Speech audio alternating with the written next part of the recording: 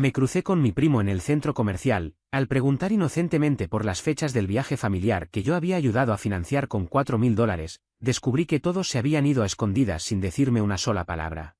Me quedé helado, hasta que saqué el teléfono y decidí que esa traición no iba a quedar impune. Estaba en el centro comercial buscando unas zapatillas nuevas cuando vi a mi primo Wyatt salir de la tienda de Apple con una bolsa donde asomaba una caja blanca recién comprada. Como no lo veía desde Navidad, aproveché para saludarlo y preguntarle: «Oye, ¿cuándo es el viaje familiar? Llevo semanas esperando novedades». Él parpadeó, ladeó la cabeza y me dio una media sonrisa, como si acabara de contarle un chiste malo. «¿Cómo que cuándo es?», me dijo. «¿No te enteraste? Ya fuimos el mes pasado».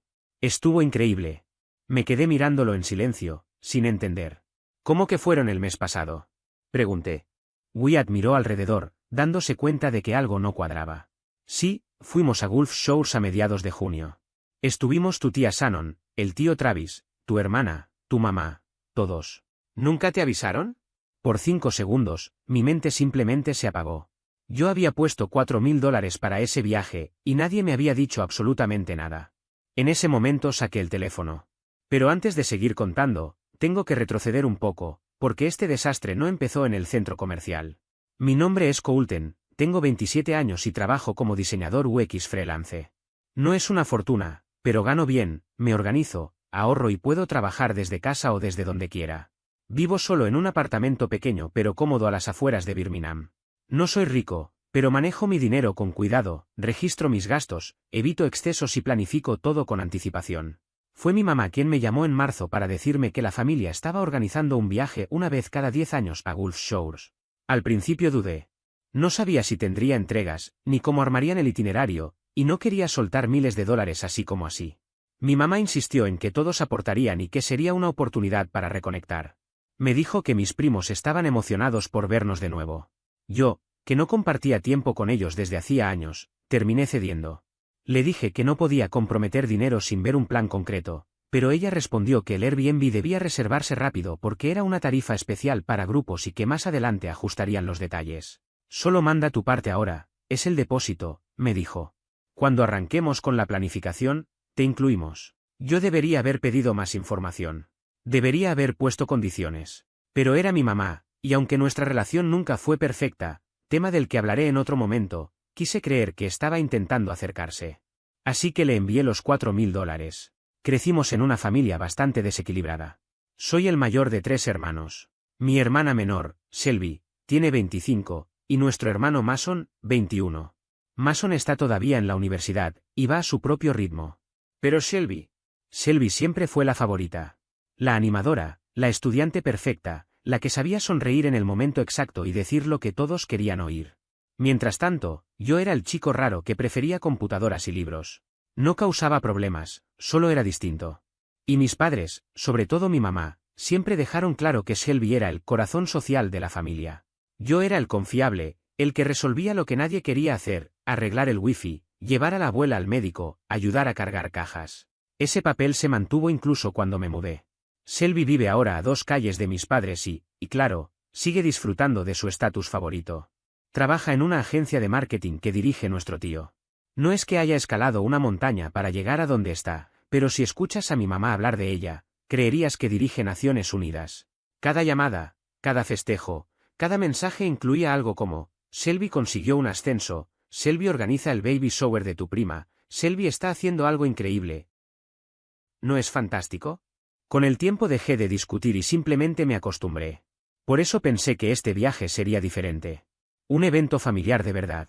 Todos juntos, sin favoritismos. Pero la realidad era que sí estaban juntos, solo que sin mí. En el centro comercial, todavía con Wyatt enfrente, abrí el chat familiar. Revisé todo. Había un par de mensajes de cumpleaños, algunas fotos del almuerzo de Pascua, un meme sobre freidoras que había enviado Shelby, pero ninguna mención al viaje. Ni una foto del lugar, ni una fecha de regreso, nada. Fue entonces cuando vi que me habían dejado en modo solo respuestas. Ni siquiera podía escribir. Le pregunté a Wyatt: ¿estás seguro de que fueron todos? Mi mamá: Shelby, ¿todos? Él asintió. Sí, claro. Yo pensé que no fuiste porque estabas ocupado. Tu mamá dijo que cancelaste a último minuto. Que yo cancelé. El camino a casa se me hizo eterno. Empecé a reconstruir mentalmente la línea de tiempo: marzo, el depósito; abril, silencio absoluto; mayo, cuando le escribí a mi mamá para pedir actualizaciones y ella me contestó: todavía estamos definiendo cosas. Nada confirmado. Luego, a principios de junio, su última excusa, que estaba ayudando a Shelby con un proyecto y me llamaría después. Nunca lo hizo. En ese entonces yo estaba saturado con varios clientes, así que no vi nada extraño. Pensé que la reserva se había caído o que cambiarían las fechas. Pero ahora estaba clarísimo: el viaje estaba planeado desde hacía meses, solo que sin mí. Y peor aún, pagado parcialmente con mi dinero. Llamé a mi mamá esa misma tarde. No atendió. Le mandé un mensaje: acabo de ver a Wyatt. Me dijo que el viaje ya pasó. Nada. Más de una hora después respondió: ¿podemos hablar mañana? Estoy por salir. Ni una disculpa, ni una explicación. Solo una excusa casual. Como si hubiera olvidado comprar leche en el supermercado. Me temblaban las manos. No sabía si estaba más enfadado o más herido. Y debajo de todo eso, había una sensación nauseabunda: la idea de haber sido engañado por las personas que se supone deberían apoyarme. Esa noche no pude dormir. Miré el techo durante horas mientras repasaba cada detalle que ahora sonaba sospechoso: el pago apresurado, las respuestas vagas, la brusca desaparición de mi mamá. Y entonces, las preguntas comenzaron a acumularse. ¿Fue idea de Shelby? ¿Mi mamá mintió para cubrirla? ¿Todos lo sabían? ¿Se rieron? Se sentaron en la playa, bebiendo cócteles, sabiendo que yo había pagado por un viaje al que ni siquiera querían que asistiera. Y lo peor, ¿por qué? Decidí investigar. Revisé redes sociales, conversaciones antiguas, publicaciones ocultas. No estaba preparado para lo que encontré, porque la verdad era mucho más desagradable de lo que imaginaba. Y si algo tenía claro, era que no iba a dejar que se salieran con la suya. No después de lo que hicieron. Amanecí con una presión extraña en el pecho, de esas que no te dejan respirar bien y que solo aparecen cuando algo dentro de ti sabe que algo está mal. Apenas había dormido. Pasé la noche entera repasando conversaciones, intentando reconstruir tonos, miradas, comentarios sueltos. Cada recuerdo ahora parecía contaminado por una sospecha creciente. Me preguntaba una y otra vez en qué momento exacto se había instalado esa sensación de que yo era prescindible. A las 9:17 de la mañana, mi teléfono por fin sonó. Era mi madre. «Hola, Colton», dijo con un tono demasiado tranquilo, como si ya hubiera decidido desde antes cómo quería manejar la conversación. «Vi tu mensaje». «Sí. ¿Lo viste?», respondí sin emoción. «Entonces, sí, el viaje a Gulf Shores ya pasó. Todos fuimos». Suspiró justo después, ese suspiro largo que usa cada vez que está a punto de justificar lo injustificable. «No quería que te sintieras desplazado, Cari, por eso no te dije nada». Me quedé mudo. «¿No querías que me sintiera excluido? Así que elegiste excluirme por completo. ¿Qué clase de razonamiento es ese?» «No es tan simple», respondió rápido. «Los planes cambiaron, las reservas se hicieron antes de lo esperado. Shelby tomó el control de todo y tuvimos que decidir rápido. Supuse que estabas ocupado con el trabajo. Siempre dices que estás lleno de cosas. Además, esos $4,000 que nos diste se usaron para la casa que alquilamos. Sigues siendo parte del viaje, técnicamente». La palabra técnicamente me golpeó como un ladrillo. Déjame entenderlo bien: yo ayudé a pagar un viaje al que nunca fui invitado, ¿y tú crees que eso está bien? Silencio. «No pensamos que te molestaría», dijo en voz baja. «Shelby dijo que no te importaría». Ahí estaba la verdadera puñalada. Shelby dijo que no me importaría. En ese instante, las piezas comenzaron a encajar. El nombre de Shelby aparecía en cada explicación. Shelby decidió esto. Shelby opinó aquello. Shelby organizó todo. Y mi madre simplemente obedeció, como siempre. De pronto entendí que aquello no era una confusión, ni un malentendido por falta de comunicación. Fue una elección consciente. Una jerarquía familiar que siempre había existido pero que yo, por alguna razón, me había negado a ver con claridad. Corté la llamada antes de decir algo de lo que me arrepintiera. Necesitaba respuestas reales, no excusas. Así que hice algo que no hacía desde hacía años: abrí Facebook. Mi familia no es muy activa ahí, excepto Shelby, que vive para presumir cada momento. Me puse a revisar sus publicaciones, fotos etiquetadas, historias destacadas. Muchas estaban restringidas a mejores amigos, pero encontré suficientes descuidos para reconstruir lo ocurrido. Un boomerang de copas brindando en un yate. Un atardecer borroso sobre aguas azuladas. Una selfie en bikini con el pie de foto, Dixie Mode. Nada decía explícitamente Gulf Shores, pero bastaba mirar una vez para entenderlo. Luego entré al perfil de Wyatt, mi primo. Él sí había etiquetado la ubicación. Ahí lo confirmé, las fechas coincidían. Salieron alrededor del 12 de junio y las publicaciones duraron hasta el 19. Una semana entera. Y al regresar, Shelby posteó una frase empalagosa. Familia, donde la vida comienza y el amor nunca termina. Me reí en voz alta. La ironía era tan grande que podría haber alimentado una planta eléctrica. Pero debajo del enojo, lo que realmente sentía era un vacío brutal. No solo me habían excluido, me habían utilizado económicamente, emocionalmente y encima sin la mínima cortesía de decirme la verdad. Todavía quería entender si todo se reducía a mi madre y Shelby o si el resto de la familia también estaba involucrado. Así que escribí a mi tío de Rick, el hermano menor de mi padre, siempre el más sensato y menos dado al drama. Le envié. Hola, hace tiempo que no hablamos.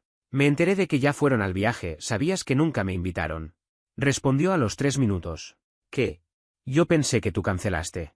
Tu mamá dijo que tenías un plazo importante en el trabajo y no podías ir.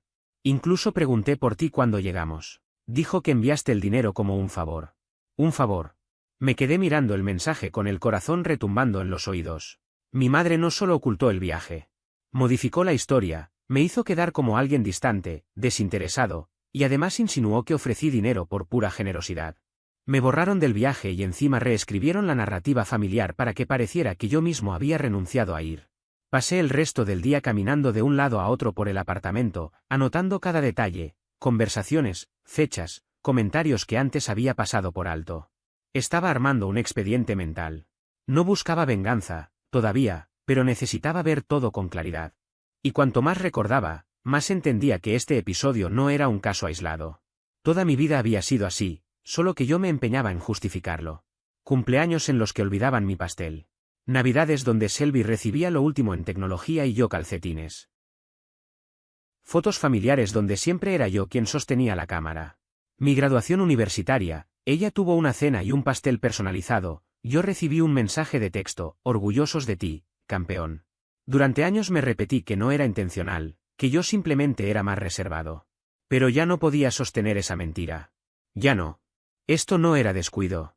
Era favoritismo, del tipo que duele. Intenté contactar a Shelby días después. No respondió. Solo envió un mensaje. Ando súper ocupada, hablamos otro día. Le contesté de inmediato. Sé lo del viaje. Se fueron todos con mi dinero. Nunca me respondió. Al día siguiente llamé a mi padre. Mis padres llevan divorciados desde que yo tenía 14 años. No somos extremadamente cercanos, pero mantenemos comunicación de vez en cuando. Durante años pensé que mi hermano, después del divorcio, simplemente se había desconectado de las dinámicas familiares por cansancio. Se mudó a Arizona y, desde entonces, su presencia en los eventos de mi madre había sido mínima, casi decorativa. Pero pese a la distancia y la frialdad general que reinaba en nuestro círculo, seguía siendo la única persona con la que me sentía capaz de hablar cuando algo me rompía por dentro. Por eso lo llamé aquel día, aun sabiendo que probablemente lo interrumpiría en medio de su rutina. Contestó al segundo tono, como si hubiera estado esperando una llamada que ni él sabía que necesitaba. Colton, ¿qué pasa? Dijo con esa mezcla de cansancio y cordialidad que siempre marcó su voz. No tenía energía para rodeos ni explicaciones innecesarias. Solté la verdad de inmediato. Acabo de enterarme de que la familia viajó a Gulf Shores el mes pasado. Hubo un silencio extraño antes de que respondiera. No incómodo, sino revelador. Sí, escuché algo de eso, murmuró. Tu mamá me dijo que irían todos juntos. Respiré hondo, más por resignación que por enojo. Fueron.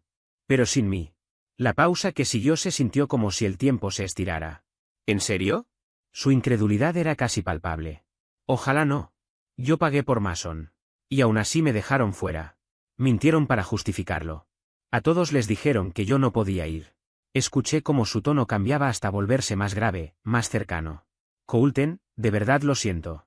Y ahí fue cuando me di cuenta de lo poco frecuente que era escuchar algo así de alguien de mi propia familia. No una excusa, no un pero mira el lado bueno, no un comentario minimizador. Solo un lo siento limpio, sincero y sin adornos. Ese reconocimiento me llegó más fuerte de lo que esperaba, como si alguien hubiera estado sosteniendo una puerta contra mí durante años y de pronto la dejara abrirse un poco. Siempre ha sido lo mismo, le dije. Solo que ahora lo veo por lo que realmente es. Él exhaló profundamente. Tu mamá siempre ha protegido a Shelby más de lo razonable. Lo noté cuando estábamos juntos, pero pensé que era algo pasajero. Que con el tiempo cambiaría. Nunca cambió. Y tú no merecías esto. Siempre has sido un buen tipo, Colton. Mucho mejor que la imagen que ellos tienen. No lloré, pero la sensación fue parecida a cuando te quitan un peso que llevabas tanto tiempo encima que ya ni lo notabas. Una especie de liberación lenta, mezclada con dolor antiguo que por fin se descomprimía. Después de colgar, me quedé sentado viendo la pantalla del teléfono apagarse. No pensé en música ni en televisión. Solo me dejé caer en el silencio. Luego, casi sin pensarlo, abrí mi laptop y comencé a escribir. No eran notas al azar ni pensamientos sueltos. Era un mapa, una estructura. Una estrategia para dejar de ser el apoyo silencioso, el que siempre estaba disponible, el que jamás exigía nada a cambio. Esta vez, iba a reescribir mi propio rol. Durante 2 semanas enteras evité cualquier contacto con mi madre. No lo hice por venganza, simplemente no tenía fuerzas para sostener una conversación que sabía que terminaría igual que siempre, yo cediendo, ella justificándose, Shelby quedando como víctima de alguna historia inventada.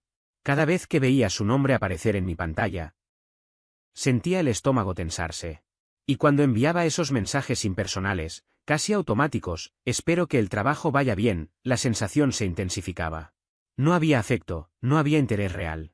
Era una rutina, un acto mecánico para evitar quedar mal. No estaba enojado en ese momento, estaba agotado. Emocionalmente seco. Como si hubiera estado conteniendo agua durante años y de pronto ya no quedara nada más que aire.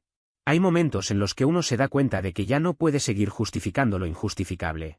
Mi mente dejó de buscar explicaciones alternativas. Dejé de preguntarme si yo era demasiado sensible, si había malinterpretado algo. La respuesta era simple, no lo era y nunca lo había sido. Simplemente me habían acostumbrado a aceptar migajas. Pero ese silencio forzado me dio algo que no esperaba, claridad. Viví días sin mensajes que buscaban manipularme, sin comentarios disfrazados de preocupación por parte de Shelby, sin sentir que ocupaba el último lugar en una familia para la que siempre había dado el primero. Y, en ese vacío, algo empezó a sonar dentro de mí. Mi propia voz, una que había estado dormida bajo capas de culpa. No pretendo decir que la recuperación fue inmediata. Los primeros días fueron un peso muerto sobre el pecho. Me avergonzaba reconocer cuánto me había afectado todo. Dejé de revisar el chat familiar, evité abrir redes sociales y terminé desactivando mi Facebook. Ver sus fotos de vacaciones me revolvía el cuerpo. Cada imagen era una prueba de que se habían ido a disfrutar de un viaje que yo había financiado mientras yo me quedaba atrapado entre mis 4 paredes, esperando una invitación que nunca existió.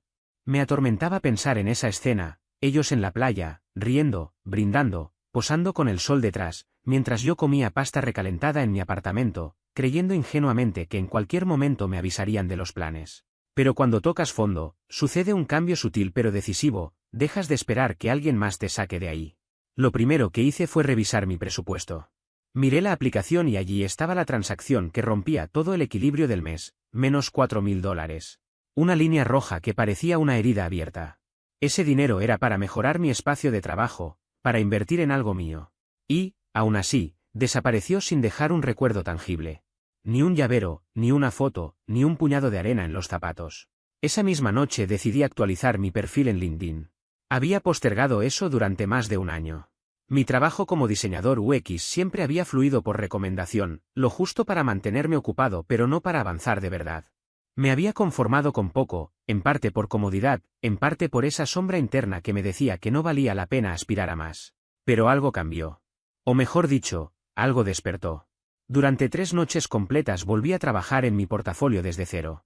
Reescribí casos de estudio, grabé recorridos en vídeo, diseñé una introducción profesional para mi sitio web. Escribí artículos, pedí reseñas a clientes anteriores, publiqué análisis en Medium. Era la primera vez en mucho tiempo que construía algo para mí y solo para mí. Entonces sucedió lo inesperado. Un fundador de una startup en Birmingham encontró uno de mis artículos y me envió un correo directo. Estaba desarrollando una aplicación de productividad y le impresionó la claridad con la que expliqué el flujo psicológico del usuario. Conversamos por videollamada al día siguiente. Semanas después, firmaba un contrato de $9.000 para rediseñar su proceso de onboarding. Me quedé mirando ese contrato como si fuera una imagen borrosa. No porque dudara de mi talento, sino porque era la primera vez que alguien externo, sin historia personal conmigo, veía mi valor de inmediato. Ese contrato no solo pagó cuentas. Me devolvió confianza.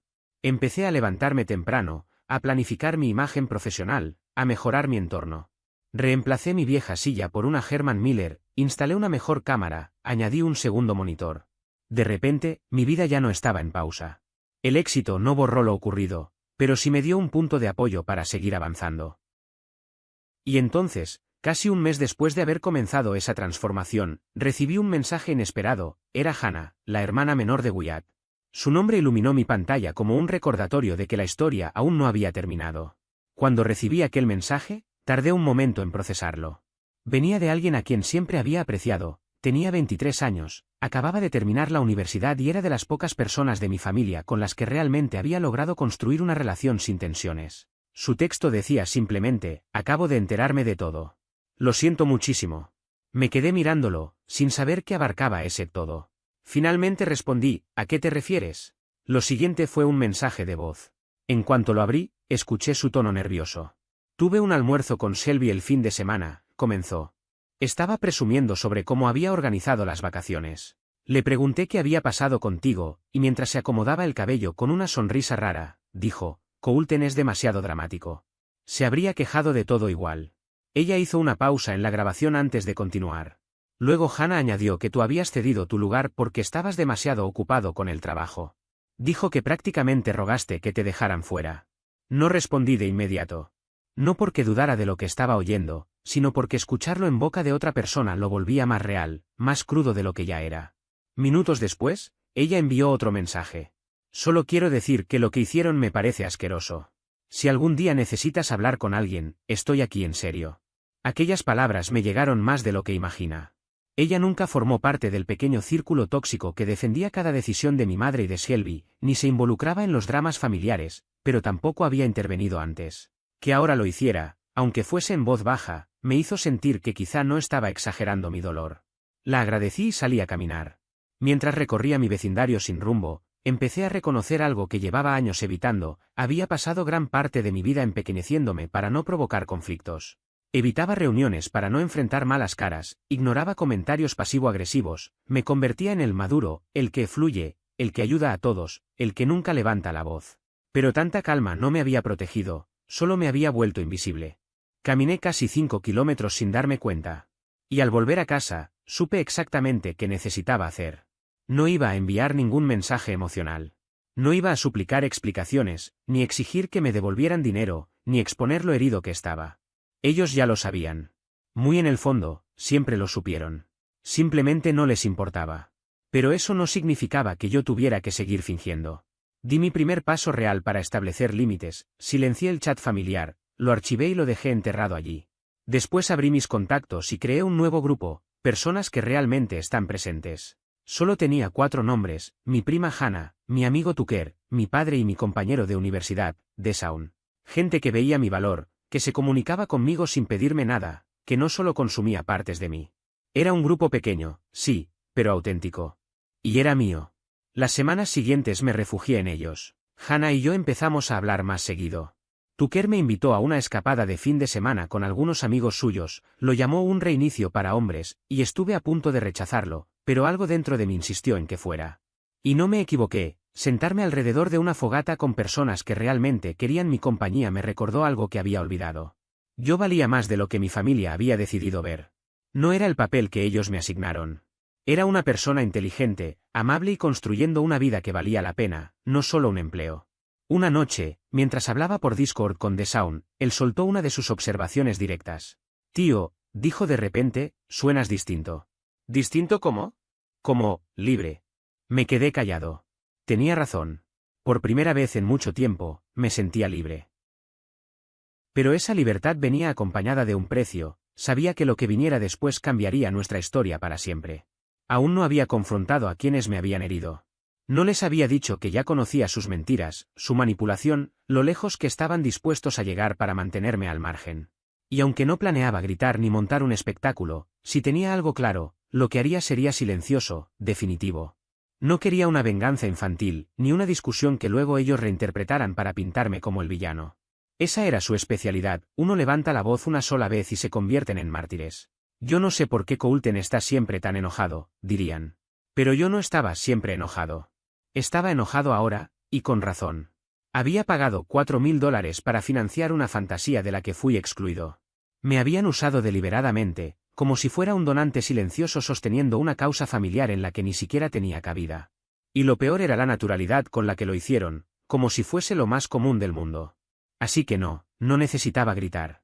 Quería que sintieran esa incomodidad lenta, inevitable, la que llega cuando te das cuenta demasiado tarde de que cruzaste la línea con la persona equivocada. Y el momento perfecto apareció sin que yo lo buscara. Todo comenzó con una boda. A mediados de julio, recibí una invitación por correo. Un sobre color crema, con letras cursivas que decían, Señor Colton Hendricks. Lo abrí con un presentimiento oscuro en el estómago. Era la boda de Shelby. El evento sería a finales de septiembre, en un viñedo a 2 horas de Birmingham. Traje formal, cena elegante, pista de baile, discursos solo para familiares.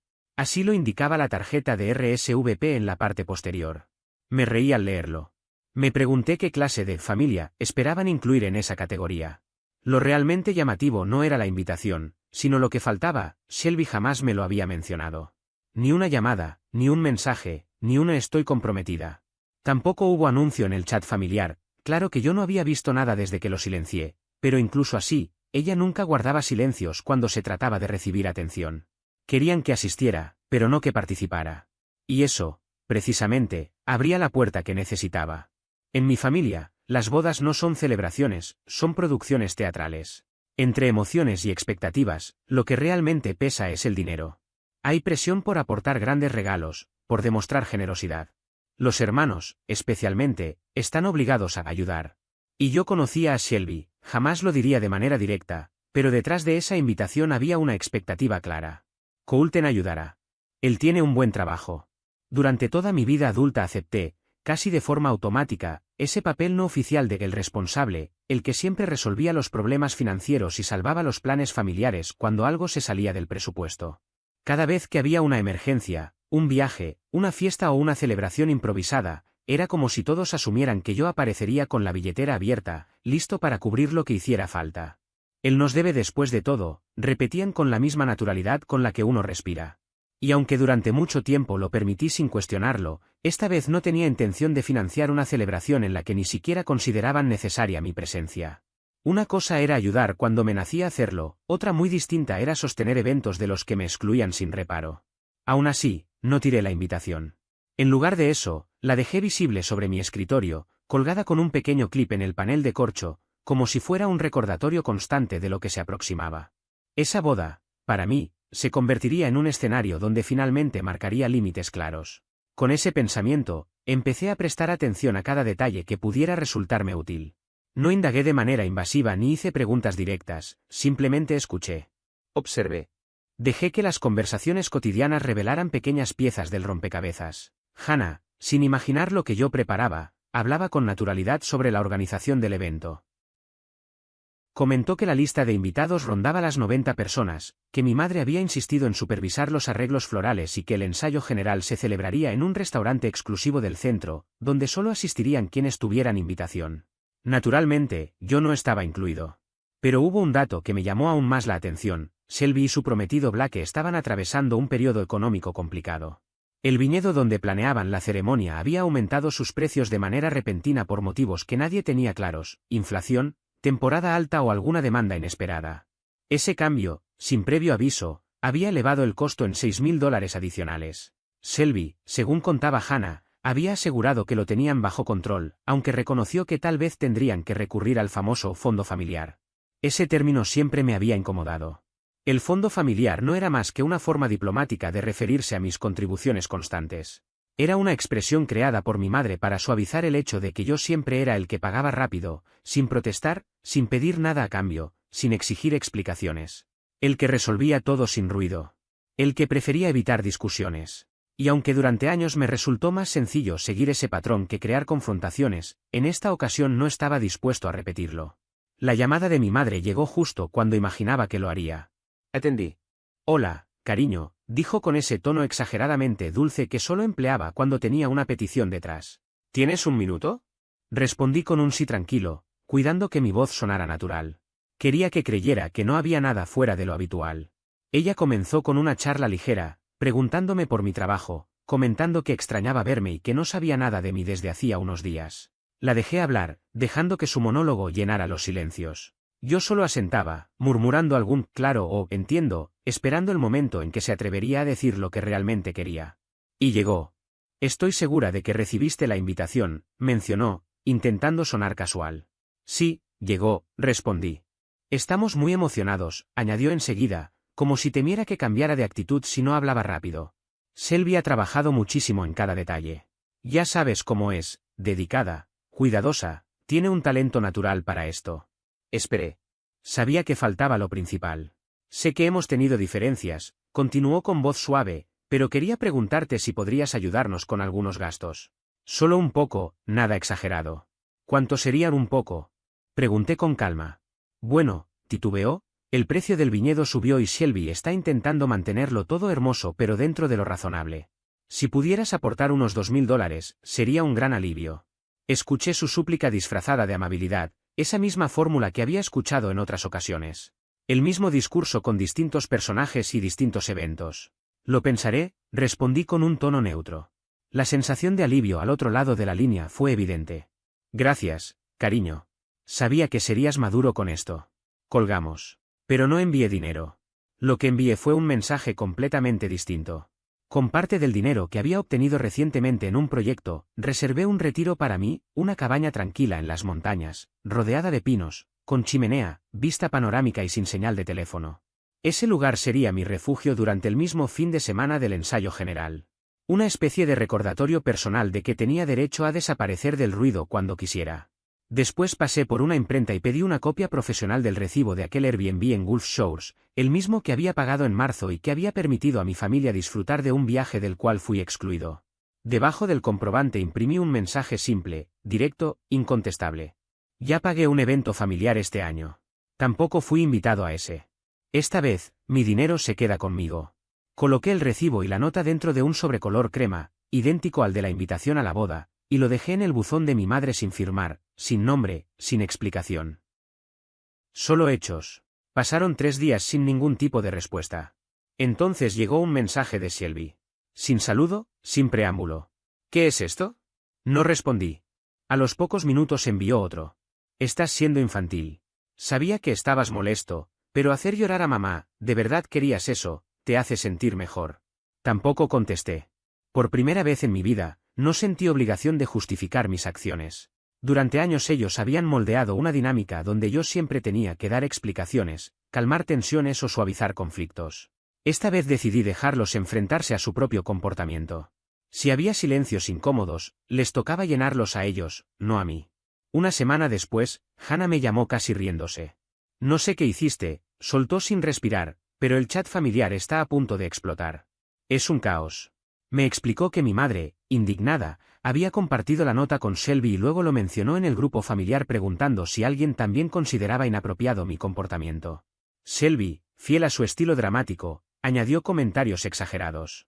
Pero lo que ninguna de las dos esperaba era que otros familiares empezaran a opinar. Wyatt dijo que siempre le pareció raro que yo no hubiera ido al viaje. Derrick comentó que no sabía que me habían dejado completamente fuera. Incluso Janet, que casi nunca intervenía, escribió. Pues sí, parece injusto, considerando que él pagó todo. Esa fue la primera vez en mucho tiempo que sentí que la balanza, por fin, se inclinaba hacia la verdad. No con un enfrentamiento directo, sino con hechos que hablaban por sí solos. Y ellos no tenían cómo controlar esa narrativa. No había justificación posible para lo que habían hecho. Ahí supe que los tenía donde quería, no por rabia, no por venganza impulsiva, sino porque por fin había puesto límites que no podían ignorar. Y aún así, quedaba la última parte de mi plan. Cuando llegó el día de la boda, desperté con una serenidad que hacía años no experimentaba. Mientras mi madre, Shelby y el resto corrían entre peinados, flores, fotógrafos y horarios apretados en aquel viñedo excesivamente costoso, yo estaba sentado en la terraza de una cabaña rodeada de árboles gigantes, tomando café negro y dejando que el sol de la mañana se filtrara entre las hojas. No tenía que fingir sonrisas, no tenía que escuchar indirectas disfrazadas de cariño. Solo estaba yo, la calma del viento, el olor a madera y la sensación indescriptible de ser plenamente dueño de mi tiempo. Y aunque ese escenario parecía un final simbólico, la verdad es que mi mensaje ya había sido enviado semanas antes. Nunca quise destruir la boda de nadie. Eso habría sido pequeño, mezquino. Mi intención no era arruinar, sino poner un límite visible, uno que no pudiera interpretarse de otra manera. Mis contribuciones terminaban ahí, y mi ausencia también decía algo. No tenía intención de presentarme en la boda para armar una escena, interrumpir los votos, ni publicar algún desahogo en Facebook como si fuera un ex resentido. Eso solo habría fortalecido la imagen que ellos mismos habían creado de mí. Coulter es dramático, Coulter es inestable, Coulter está celoso. No. Si iba a responder, tenía que hacerlo desde otro lugar. Mi verdadera revancha consistía en recuperar el control de la historia que ellos habían manipulado durante tanto tiempo. Quería obligarlos a enfrentarse a aquello que habían intentado ocultar bajo sonrisas y fiestas familiares. Para lograrlo, debía ser meticuloso. Un par de semanas antes de la boda, creé una cuenta de correo sencilla, algo genérico, con el nombre Family Finance 2025. Desde allí envié un único mensaje a unos 30 familiares. No incluía a Shelby, ni a mi madre, ni a ninguna de las damas de honor. Ellas no eran el objetivo. Ese mensaje estaba pensado para el resto, tíos, primos, parientes que estaban invitados al evento, pero que no formaban parte del círculo cerrado que Shelby controlaba como si fuese una marca personal. El correo era breve, sin tonos acusatorios ni dramatismos. Solo hechos. Hola a todos. Es posible que algunos no lo sepan. Pero a inicios de este año pagué un depósito de $4.000 para un viaje familiar a Gulf Shores. Finalmente no fui invitado a ese viaje. Me hicieron creer que había decidido no asistir por voluntad propia, lo cual no fue cierto. He descubierto que este tipo de exclusiones ha sido más frecuente de lo que pensaba, y considero justo que sepan la razón por la que no estaré presente en la boda de Shelby. Les deseo lo mejor a ella y a Blake. Solo creí que merecían conocer el motivo de mi ausencia. Coulter. Fue todo. Sin insultos ni indirectas. Solo claridad. Por primera vez, algo que ellos no podían distorsionar. El efecto no tardó en notarse. Durante los siguientes días comenzaron a llegar mensajes de primos con los que apenas hablaba. No tenía idea, qué situación tan injusta, lo siento mucho. Algunos incluso aseguraron que, después de leer lo ocurrido, preferían no asistir a la boda. Uno escribió, si la familia no incluye a toda la familia, ¿para qué ir? Otro comentó, merecías algo mejor. Pero el verdadero impacto llegó después, cuando las conversaciones empezaron a circular en el ensayo de la boda.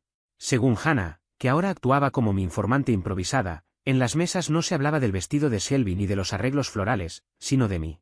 Varias personas habían impreso el correo, otros lo leían desde sus teléfonos. Y la opinión general no favorecía precisamente a Shelby. ¿Cómo se olvida uno de invitar a su propio hermano? ¿Pagó el viaje y no fue?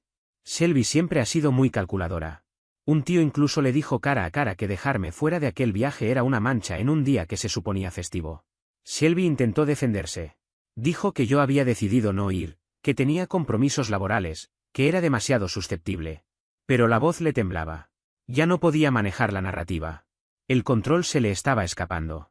La mañana de la boda recibí otra actualización de Hannah, está fuera de sí. Blake está molesto. Tu madre está llorando en la suite nupcial. Y Janet le dijo a Shelby que le daba vergüenza lo que había hecho.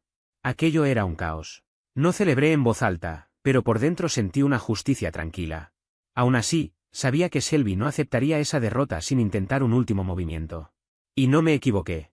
Un par de días después del evento, llegó un mensaje suyo. Felicidades. Convertiste mi boda en un espectáculo lastimero. Ojalá estés satisfecho. No respondí. Luego mi madre escribió. No entiendo qué esperabas lograr con ese correo. La familia no humilla a la familia. Me reí al leerlo. La familia no humilla a la familia. Como si excluirme del viaje que pagué no fuera precisamente eso. Opté por no contestar. El silencio era más elocuente que cualquier explicación. Sin embargo, todavía quedaba un cierre pendiente. Una semana después envié un paquete dirigido a la casa de mi madre, aunque con destinataria para Shelby. Dentro incluí la factura original del Airbnb en Gulf Shores, una copia del correo que había enviado y un cheque por los mismos $4.000. En la línea de nota escribí, reembolso por servicios no prestados. No esperaba ninguna reconciliación, ni disculpas, ni devoluciones emocionales. Quería simplemente cortar de raíz. Un límite final. Y creo que eso fue lo que más les dolió. Personas como Shelby, y, a veces, incluso mi propia madre, necesitan tener cerca a quienes pueden manipular. No para quererlos, sino para usarlos. Cuando alguien se aleja sin gritar, sin pelear, sin suplicar, lo desarma. Ya no pueden controlar el relato. Ya no pueden ganar. A partir de ese momento, sentí que mi vida se descomprimía poco a poco, como si por fin hubiera dejado de cargar con un peso que ni siquiera sabía que estaba arrastrando. Con el cierre emocional ya marcado, me enfoqué en mi trabajo, y los resultados llegaron casi de inmediato.